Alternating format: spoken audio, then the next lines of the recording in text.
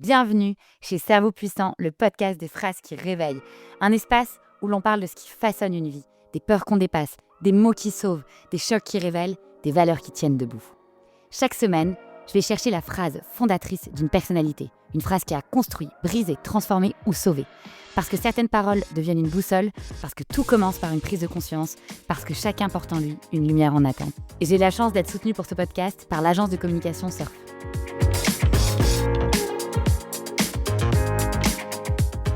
Sybille, je suis vraiment extrêmement heureuse de te recevoir aujourd'hui. Tu fais partie de ces femmes que j'admire énormément. Tu n'as pas simplement créé une marque, tu as créé un univers, une manière d'être, une signature que l'on reconnaît, sans même avoir besoin de lire le nom de la marque. Petite Mandigote, tu as installé une esthétique qui raconte quelque chose de très intime, une féminité légère, un pari rêvé, un sens du détail qui devient presque un langage. Il y a chez toi cette façon très douce d'imposer une vision, sans bruit, mais avec une vraie conviction. J'avais très envie de te rencontrer et surtout de te présenter à Cerveau Puissant, parce que j'ai l'honneur de te connaître. Et il est vrai que tu es toujours extrêmement drôle, authentique, et c'est tout ce qu'on aime chez Cerveau Puissant. J'aime ce que tu incarnes avec cette force tranquille qui inspire tant de gens. J'aimerais qu'on parle ensemble de ton chemin, de ce qui t'a porté, tes doutes, de ce que tu as compris du métier, et de ce qui continue de t'animer aujourd'hui. Merci Sybille d'être chez Cerveau Puissant. Et merci de m'inviter.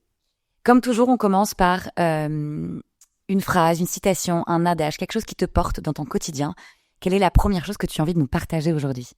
Alors, en fait, moi, il y a une phrase très simple, mais à laquelle je me raccroche souvent. C'est « Demain est un autre jour ». Voilà, moi, je pense que, en fait, on peut avoir... tu vas avoir des problèmes ou avoir tout à coup, je sais pas, un problème qui surgit, tu l'avais pas anticipé, etc. Ou une mauvaise nouvelle, ou bon, whatever. Et je pense qu'il faut toujours se dire que tu vas trouver une solution. Et j'adore cette phrase de Scarlett O'Hara, tu vois, voilà, c'est autant n'emporte le vent. Et c'est une phrase que je trouve géniale et qui, au fond, est très réconfortante et fait avancer. Et est-ce que c'est une phrase que tu répètes aussi à ton entourage ou juste pour toi ou tu la partages beaucoup ? Non, je la répète, je la répète au bureau, je la répète à mes enfants, je la répète à mon mari, enfin, je la répète, oui, oui. Je trouve que c'est une phrase qui...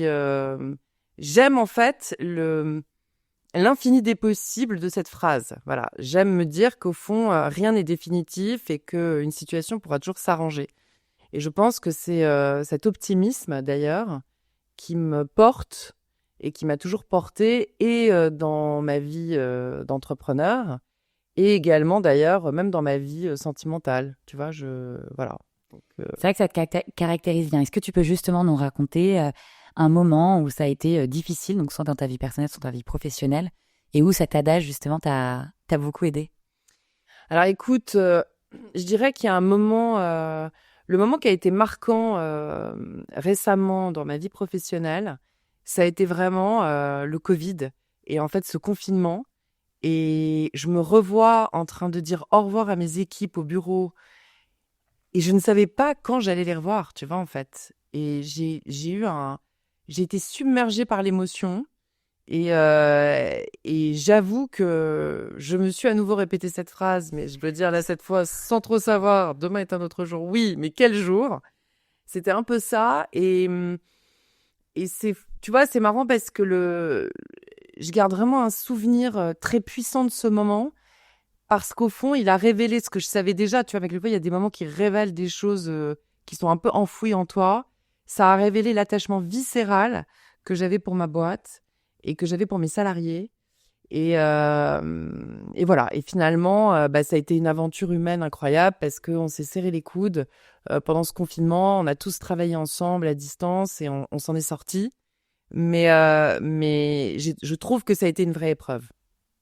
Alors justement, petite Mandigote, est-ce que tu peux nous présenter cette sublime marque que tu as créée ? Alors, et tes équipes, évidemment. Bah oui, alors Petite Mandigote, c'est une marque qui a déjà 20 ans. En fait, quand j'ai créé Petite Mandigote, je sortais de mes études et je pense avec du recul que j'étais totalement inconsciente. L'idée au départ, c'était de créer une marque d'accessoires de mode qui soit un compromis entre le luxe et le bas de gamme, qui soit en fait une collection pensée comme une collection de prêt-à-porter. Donc, c'était vraiment l'accessoire traité dans plein de matières différentes, sur du sac, de la pochette, du foulard, du chapeau, enfin voilà. Et à un prix super abordable et looké. Et puis, les années, enfin là, je parle comme un dinosaure, mais quand j'ai créé Petite Mandigote, il n'y avait pas Internet. On ne vendait pas online. Non, mais c'est vrai que c'est fou quand tu y penses. Et finalement, la marque a complètement évolué avec son époque. Et aujourd'hui, c'est une marque qui n'est plus qu'une marque d'accessoires, qui est d'ailleurs surtout une marque de prêt-à-porter. C'est une marque qui est très digitale. Et c'est une marque, je trouve, qui est totalement adaptée, en fait, à la vie des femmes. C'est-à-dire une vie, au fond, voilà, une vie professionnelle, une vie amoureuse, une vie de maman, voilà. Et l'idée, c'est vraiment d'accompagner ces femmes dans chaque moment de leur vie. Et je pense qu'on le fait assez bien. Et donc, voilà qu'on a su parfaitement s'adapter au final à notre époque. Félicitations. Est-ce qu'il y a un moment dans ta vie où tu as failli, où tu as senti que c'était très dur, où tu as réfléchi à arrêter, donc soit le projet Petite Mandigote, soit où tu as senti qu'il fallait changer quelque chose assez rapidement dans ta vie? Bah, écoute, j'ai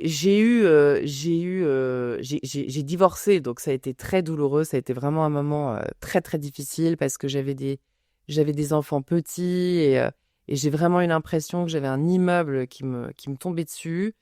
Et moi, qui avais toujours été finalement cette fille très forte, plutôt solaire, plutôt optimiste, c'est vrai que j'ai un peu, j'ai perdu pied. Euh, on peut même dire que j'ai sombré, enfin, tu vois, vraiment. Et je me suis même pas reconnue. Et je me suis un peu déçue moi-même. Je me suis dit, bah, toi, tu te pensais forte, tu te pensais hyper warrior, complètement animée par un sentiment de vie très puissant. Et au fond, j'avoue que j'étais un peu une loque. Et en fait, ce que ça m'a appris, c'est que... Alors, après, je pense qu'il faut avoir une vraie résilience, une vraie force de résilience pour te sortir de tout ça. Et je pense que je l'avais, même si j'avais l'impression de plus l'avoir, mais je l'avais. Et je crois que dans ces moments-là, tes amis, ton travail, et les gens avec qui d'ailleurs tu travailles, évidemment tes enfants sont quand même de formidables moteurs pour te raccrocher et surtout pour te sortir de tout ça. Et c'est vrai qu'après, j'ai plus vu complètement les choses de la même façon. En tout cas, j'ai perdu, mais que tu perds un peu, je pense, en vieillissant aussi, mais tu veux, cette confiance inébranlable en moi. Mais pour du bon, parce que finalement, tu réfléchis plus, tu te poses plus de questions, tu poses plus le pour et le contre, et t'avances quand même, tu vois, mais t'avances de façon peut-être un peu plus réfléchie. Au fond, j'étais, je pense, très, tu vois, j'avançais, j'y allais, je fonçais. Est-ce que tu crois pas que c'était nécessaire que Sybille passe par cette étape pour justement peut-être être plus vulnérable, plus authentique? Exactement, c'était complètement nécessaire, et en fait, je pense que la vie est très bien faite. Je répète souvent cette phrase, mais je pense que la vie est très bien faite, et que finalement, tout ce qui t'arrive doit t'arriver, et pour le mieux, en fait. Finalement, c'est pour le mieux. Et d'ailleurs, finalement, tout va très bien aujourd'hui. Et c'est aussi un message que je veux donner à toutes celles qui traversent ce genre de période très, très difficile. C'est que, au final, on finit par s'en sortir. Ça prend beaucoup de temps, mais on finit par s'en sortir et on est beaucoup plus forte. Ouais, c'est sûr. C'est sûr que la séparation, de manière malheureusement, les hommes et les femmes, c'est un vrai... une énorme remise en question personnelle. Exactement. Et en même temps, qui nous permet, je pense aussi, d'avoir un regard différent sur nous-mêmes, sur notre vision de la famille, et surtout apprendre à se pardonner, apprendre à se dire que c'est OK, en fait, de pas avoir une vie modèle telle que la société... C'est accepter une forme d'échec. C'est accepter une forme d'échec. Et c'est accepter qu'on a failli. Et c'est pas agréable. On n'aime pas accepter. Enfin, je veux dire, c'est hyper chiant de se dire bon bah là j'ai loupé ce truc-là. Enfin, c'est surtout quand on avait une certaine image de soi-même, soyons honnêtes, et qu'on se trouvait formidable. Enfin, vraiment là, on se dit bon. Et c'est ça aussi que je trouve intéressant finalement, c'est d'avoir une nouvelle lecture de soi-même. Et alors toi aujourd'hui, justement, qu'est-ce qui t'aide concrètement à avoir confiance en toi dans la vie de manière générale? Alors, moi, dans la vie, de manière générale, je pense que c'est pas une question facile. Ce qui m'aide à avoir confiance en moi, déjà, ce qui m'aide à avoir confiance en moi, c'est mon amoureux. Franchement, alors ça, je dois dire, c'est un formidable, je trouve, booster de confiance en soi. Parce que quand t'es aimé, que t'es choyé, que t'es soutenu, tu vois, qu'on te fait confiance, qu'on te trouve drôle, belle, successful, bon bah c'est génial. Enfin franchement, que demander de plus au peuple. Et puis évidemment, toutes les... Moi j'aime beaucoup les femmes. Enfin je veux dire, j'ai toujours eu beaucoup d'amis femmes. J'ai aussi pas mal d'amis hommes. Et j'adore l'amitié en fait féminin-masculin. Mais quand même, j'ai la chance d'avoir des amis, des filles, des femmes autour de moi ultra inspirantes, ultra fortes, très bienveillantes, très dynamiques, extrêmement drôles. Et en fait, bah, c'est bête, mais avoir des amis comme ça te donne une certaine confiance en toi. Parce que tu vois, tu te dis que bah, si en fait ces filles-là font partie de ton entourage, c'est que quelque part tu le mérites et que tu es à la hauteur de leur amitié ou de leur relation ou de ce qu'elles sont en fait. Et donc, voilà. Et puis ensuite, je pense que travailler, c'est un formidable moteur de confiance en soi. C'est en même temps, tu doutes tous les jours parce que tu es confronté à enfin voilà, à 1000 problématiques qui font que ça peut te faire douter. Et en même temps, quel formidable booster, quel formidable moteur, quelle formidable aventure humaine. Je trouve que l'échange aussi avec tes équipes en permanence, ça te fait réfléchir et ça te challenge en permanence. En fait, je pense qu'être challengé en permanence, bah, ça te booste aussi ta confiance en toi. Donc, en conclusion, c'est l'amour est quand même toujours le meilleur des remèdes. Et oser l'amour et aller chercher l'amour, parce que c'est ça aussi qui nous guérit de beaucoup de maux. Et l'entourage. Donc, en fait, toi, c'est vraiment... et l'entourage, finalement, on le sent, que ce soit tes proches ou à nouveau tes salariés, on ressent beaucoup d'amour. Exactement. Et c'est d'ailleurs pour moi le genre de... la leader que tu es, en fait. C'est vrai que on sent que tu apprécies énormément tes équipes, que pour toi, c'est extrêmement important. Et je pense que c'est aussi, et ça se ressent également dans la marque. Oui, et le bien-vivre de mes équipes aussi. Moi, je pense que c'est très important. Je pense que tu as une vie à ton travail, mais tu as aussi une vie personnelle. Je pense que l'épanouissement personnel est très important et que finalement, tu vois, bah, si les gens qui travaillent pour toi sont heureux chez eux, eh ben, ils travailleront bien, ils seront épanouis aussi dans leur travail. Donc, c'est quelque chose effectivement auquel je veille. Et je pense d'ailleurs que chez Petite Mandigote, tu vois, on n'a pas beaucoup de turnover. Les gens sont plutôt heureux chez nous. Il y a une super ambiance, tout est bienveillant et je crois beaucoup à ça. Et j'essaye aussi de soutenir, que ce soit les gens avec qui je travaille, mais aussi mes amis, tu vois, de leur influer un peu de good vibes, de les faire rire bien sûr, mais tu vois, de leur insuffler de la force. Parce que quand j'en ai eu besoin, j'en ai eu et je pense que c'est important d'essayer d'en insuffler au maximum. Et alors justement sur le rire, enfin toi, pour toi, qu'est-ce qu'évoque le rire? Alors moi, j'ai grandi dans une famille en fait où le rire était fondamental. J'avais un père qui était à hurler de rire, mais littéralement à hurler de rire. Et en fait, je pense que le rire, c'est extraordinaire parce que tu ne peux pas te prendre au sérieux quand tu as le sens de l'humour. Tu vois, en fait. Et donc, en fait, avec mon père, mais même avec mes oncles, mon père avait 10 frères. Donc, autant dire que la famille était élargie. Et il n'arrêtait pas à 10 chaque frères, fois... mais de la même mère. Ouais. Qui a travaillé toute sa vie et qui a été une des premières femmes à faire Sciences Po, qui était officier de l'armée américaine, officier de l'armée britannique et qui a été aussi une des premières femmes à faire la LSI en Angleterre, si tu veux. Donc, petit level. Donc, une énorme intello qui a eu 11 enfants, 11 garçons. Et donc, t'imagines qu'avec 11 garçons, c'était la fête de la vanne, quoi, toute la journée. Et donc, j'ai vraiment grandi, en fait, avec ça. Et moi, voilà, je trouve que le rire, c'est extraordinaire. Et je pense que finalement, tu peux tourner beaucoup de choses en dérision. Ça, c'est sûr. Et qu'au final, très peu de choses sont très importantes. Et que c'est pour ça qu'il faut rire plutôt que pleurer. Et donc, oui, je ris beaucoup et j'aime faire rire. Alors, est-ce que tu as, à part le rire, une autre valeur que tu admires énormément et qui t'aide, enfin, que tu valorises chez les gens plutôt? Moi, il y a deux valeurs. Il y a le courage. Vraiment, je pense que c'est une valeur pour moi qui est essentielle. Et j'ai vraiment une admiration sans borne pour les gens très courageux, parce que je trouve qu'il n'y en a pas beaucoup. Donc, tu vois... Est-ce que tu peux me définir le courage? Pour toi. C'est hyper difficile. Le courage, en fait, c'est braver, je pense, braver ses limites. C'est y aller quoi qu'il arrive. C'est y aller quels que sont les risques. C'est y aller,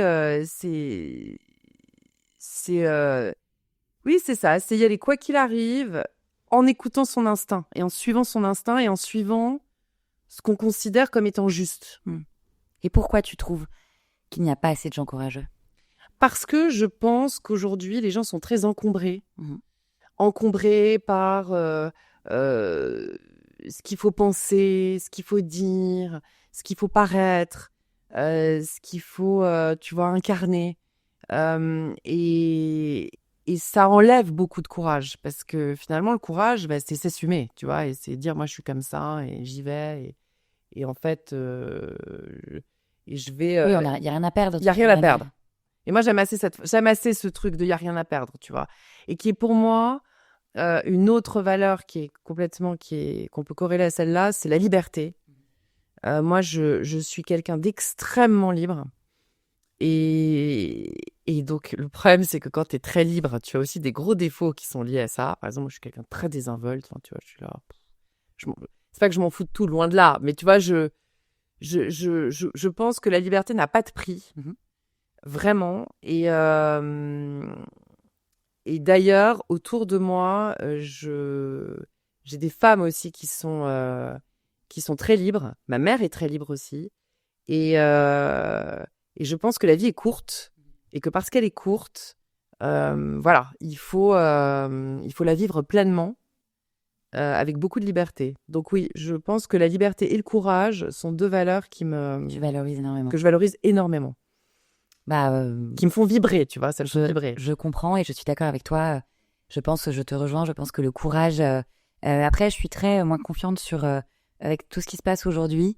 Les gens reviennent aussi à des valeurs un peu plus essentielles. Il y a beaucoup de remise en question, et on le voit d'ailleurs chez Cerveau Puissant, l'élan en fait de concepts basiques finalement, l'amour, le courage, la foi, la liberté, l'abondance. Et en fait, on sent que les gens en ont quand même vraiment besoin. Donc moi, je suis assez optimiste parce que pour le coup, faut toujours voir le verre à moitié plein.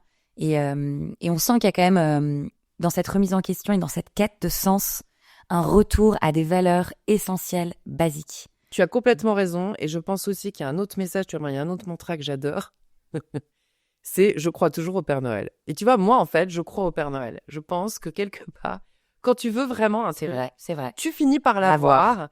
Et tu vois, je pense qu'aujourd'hui, dans ces temps qui sont très anxiogènes, très compliqués, c'est vrai quand même, tu vois, entre l'environnement, la guerre, l'économie, c'est un cauchemar finalement. Enfin, vraiment, à la fin, tu vois, tu te demandes pourquoi tu te lèves le matin. Et moi, je pense que, tu vois, l'idée de se dire que tout est possible, c'est une idée qui, en fait, moi, je crois beaucoup à ça. Et c'est pour ça que je crois au Père Noël, je crois toujours au Père Noël. C'est la magie en plus. C'est la magie de ça. Et oui, en fait, tout est possible et tu peux y arriver, tu vois. Et c'est vraiment avec du courage, en écoutant ton cœur, en suivant ton instinct, en étant, justement, en étant libre. Tu peux y arriver. Tu peux arriver à te sortir d'un marasme sentimental épouvantable qui est un cauchemar. Tu peux aussi réussir à trouver des solutions pour ta boîte quand elle est en très grosse difficulté. Et voilà. Donc ça, je pense que c'est un message qui est important parce que c'est un message d'espoir et de dynamisme aussi. Enfin, tu vois, c'est allez les gars, on se réveille, on y va. Et il faut croire. Il faut croire, exactement. Moi, manière, je parle souvent beaucoup de foi et de spiritualité dans le sens où, et c'est large. C'est pas du tout religieux, et en fait la foi en nous, la foi en les autres, la foi en les valeurs nous permet de soulever des montagnes. Et ce qui est aussi très important de rappeler, c'est que c'est quel que soit d'où qu'on vienne en fait, le courage et la liberté et les valeurs primeront toujours à un moment, même si on doit passer par des moments extrêmement sombres. C'est ça qui nous unira toujours entre nous. Exactement.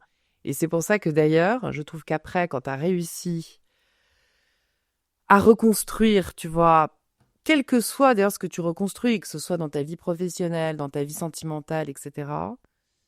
C'est drôle parce que quand tu te retournes et que tu regardes les mois, les années qui se sont écoulées, tu vois qu'en fait, il y avait un grand puzzle qui était déconstruit et que chaque pièce du puzzle, petit à petit, tu vois, que chaque pièce s'est remise à sa place et que le puzzle se reconstruit, en fait, tu vois, assez naturellement. Ben, l'univers fait bien les choses. Hein. Exactement, l'univers fait... Et heureusement, sinon, disons, ce sera atroce. Mais oui, l'univers fait bien les choses et je pense qu'il faut vraiment... faut pas l'oublier. Je suis d'accord. Qu'est-ce que quel est ton rêve ou de quoi rêves-tu pour Noël? Pour Noël? Que demandes-tu au Père Noël? Alors écoute, franchement, je demande au Père Noël que tout continue comme ça. Tu vois, j'ai une famille merveilleuse, j'ai un mec génial, j'adore ma boîte, je suis en bonne santé. Donc écoute, en fait, voilà, Father Christmas, please, que ça dure, que ça continue. Et voilà. Et c'est mérité surtout. Écoute, parce que tu as été le chercher, ce bonheur. J'ai été chercher ce bonheur, complètement, tu as raison. Parce que tu vois, là, à t'entendre, on a l'impression que toute ta vie est lisse et parfaite et que tu as toujours été heureuse, mais c'est important peut-être aussi de dire que... Ah non, j'en ai bavé. Voilà, parce que... Des ronds de chapeau. Voilà. Mais non, mais j'en ai vraiment bavé. Moi, je te dis, quand je me suis séparée du père de mes filles, j'ai cru que j'allais crever de tristesse. Enfin, vraiment, j'en ai vraiment bavé. Et j'ai mis énormément de temps à me reconstruire. J'ai mis énormément de temps à faire mon deuil. Et c'est pour ça que...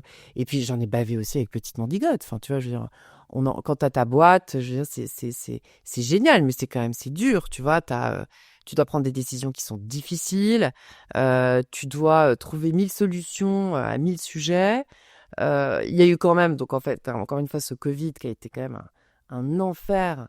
En tout cas pour nous, tu vois. On commence, dans le retail, commence peut-être tout juste à se remettre. Exactement. Pas pour tous, mais... et pas pour tous, tu vois, c'est quand même une hécatombe. On a quand même dû fermer toutes nos boutiques. Enfin, je veux dire, ça a été très violent, tu vois, très, très violent.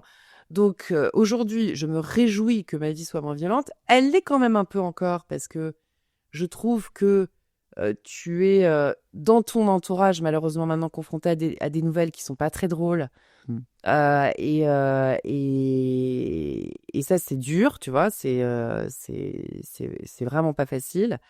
Donc, c'est pour ça que, en même temps, ça remet l'église au milieu du village parce que tu ne peux que te réjouir de ce que tu as. Mais là où tu as raison, c'est que, oui, je suis un peu allée le chercher. C'est pas tombé du ciel, c'est pas tombé du ciel comme ça. Rien, je crois que le bonheur, le vrai, ne tombe jamais du ciel. Mais non. Et souvent, quand on est peut-être plus jeune, on se dit ah mais lui, elle, c'est parce que il était là, c'est parce que quelqu'un l'a aidé et tout. Alors qu'en fait, quand tu analyses les leaders, les grands, les gens épanouis, alignés, tu sens en fait qu'ils ont en eux cette rage en fait de liberté à nouveau, de courage, et que le bonheur, je crois que c'est quelque chose qu'on se bat tous les jours pour notre bonheur. Exactement, on se bat tous les jours pour et c'est un entourage concret autour de nous, d'équipe, d'amour qu'on se donne à nous et qu'on donne aux autres, et en fait qui permet ce socle qui nous permet d'affronter. Et tu as raison, toutes les nouvelles, et souvent les mauvaises du quotidien, et il y en a, elles sont nombreuses. Et aujourd'hui, c'est vrai qu'on a l'impression qu'il y a plus grand monde d'épargnés, quoi. Je veux dire, les enfants, c'est vrai qu'on sait que ça peut surgir à n'importe quel moment. Exactement, et c'est pour ça que je pense qu'il faut vraiment avoir conscience de son bonheur. Vraiment, il faut avoir conscience de la chance qu'on a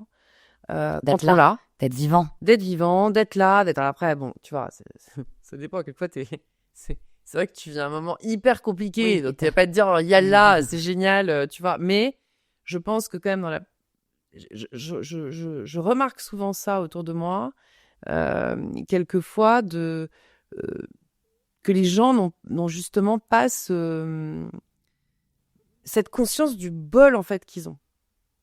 Et que finalement, encore une fois, ils s'encombrent de beaucoup de sujets qui sont finalement pas très importants, hein, tu vois. Et donc, avoir conscience de cela, tu vas avoir conscience de la chance que tu as. Alors peut-être que moi, c'est parce que récemment, j'ai eu des exemples autour de moi de choses très difficiles et que ça m'a encore plus fait relativiser, que je me suis vraiment... En fait, la vie est belle et touchons du bois tous les jours, tu vois. Mais voilà, je pense que c'est important de se rendre compte de cela parce que c'est rare, tu vois. Donc, quand tu l'as, tu l'as. Et si tu ne l'as pas, il faut se dire que demain est un autre jour et que ça va finir par arriver parce que tu n'es pas né sur cette terre pour vivre qu'un truc merdique, tu vois. Donc, il y a aussi, moi, j'avais une copine un jour qui m'avait dit ça, qui m'avait dit, mais tu n'es pas né, quand j'étais vraiment au bout du rouleau, tu vois, que je venais de me séparer, etc. Et elle m'avait dit, en fait, ton destin, tu n'es pas venu sur cette terre pour pleurer jusqu'à la fin de ta vie sur ta vie sentimentale passée. C'est extraordinaire cette phrase. Tu n'es pas Demain est un né autre pour jour. ça. Tu n'es pas né pour avoir une vie merdique. Il faudra bien s'en souvenir. Non, mais c'est vrai. C'est que à un Non, mais moment, ça change. C'est pas ton destin. T'es pas venu sur la terre pour ça. Donc cheer up. Tu vois, c'est dur, mais ça va aller. Et ton destin, c'est sûrement pas ça, en tout cas. C'est pas ce que tu es en train de vivre là. Donc il faut. Et en fait, je trouve que cette phrase est assez. Elle m'avait pas mal. C'est dingue fait comme réfléchir. une phrase à un moment peut nous réveiller. Enfin, tu vois, on entend plein de trucs. Et puis Oui. un jour, en fait, et c'est pour ça qu'on a lancé ce podcast, c'est que il y a des phrases comme ça qui restent gravées en nous et qui nous portent pour toujours. Et c'est aussi ça la magie des mots. Exactement. Et voilà, et croire en soi. Et enfin, vraiment, faut se répéter comme un mantra et être libre. Être libre et la liberté, c'est pareil. Je pense que c'est quelque chose que tu as en toi, mais après qu'il faut construire. Il faut se donner les moyens de sa liberté. Complètement aligné. Et c'est pas toujours simple d'ailleurs, mais ça vaut le coup. Ça, c'est sûr. Écoute, Sybille, j'ai trouvé que on a ouvert avec le mantra Demain est un autre jour et on est en train de le fermer. Donc, merci 1000 fois d'avoir été parmi nous. C'était passionnant et j'espère te revoir très vite. Merci Claire, à très vite j'espère.